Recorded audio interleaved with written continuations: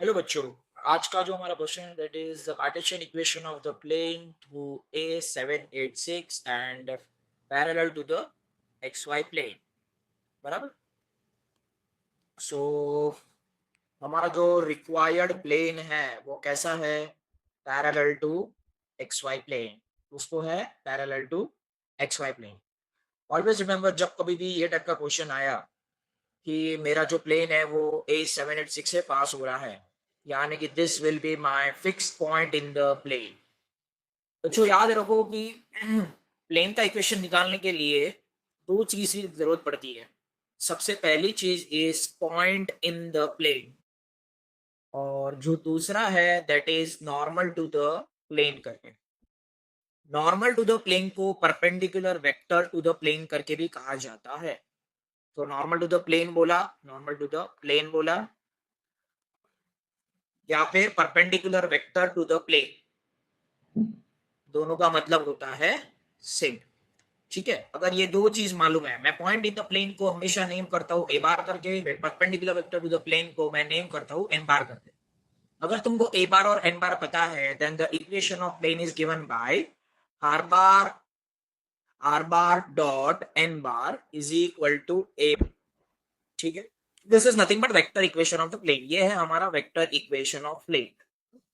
ऐसे equation of plane के अलग अलग फॉर्म्स भी होते हैं, प्लेन्स के अलग अलग फॉर्म्स भी होते हैं, लेकिन फिलहाल के लिए अगर हमको r bar dot n bar equal to a bar dot n bar पता रहेगा तो काम चल जाएगा। हमारा जो प्लेन है वो 786 से पास हो रहा है, यानी कि ये बनेगा हमारा ए बार करके। एंड एन बार, हमारा एन बार होता है, क्या होता है हमारा एन बार? एन बार होता है नॉर्मल टू द प्लेन। हमारा जो प्लेन है वो यहाँ पर है। बराबर, मान लेता हूँ ये प्लेन है और प्लेन में एक पॉइंट पता है एंड ये पॉइंट के कोऑर्डिनेट्स दिए हैं तुमको 786 करके, दिस पॉइंट इज ए करके, parallel to the X Y plane. मेरा जो ये रिक्वायर्ड प्लेन है, correct, this is the required plane, या फिर मेरा प्लेन करके मैं बोल रहा हूँ। तो जो ये रिक्वायर्ड प्लेन है वो एक्स वाई प्लेन को पैरेलल है, जिसको एक्स वाई प्लेन को पैरेलल। लेकिन मुझे नॉर्मल वेक्टर चाहिए रहता है, एंड नॉर्मल वेक्टर मतलब कि एक परपेंडिकुलर वेक्टर। अब ये परपेंडिकुलर एक्स वाई को परपेंडिकुलर में जेड एक्सिस होता है, एंड जेड एक्सिस का जो डीआरएस है वो होता है 0 0 1 करके।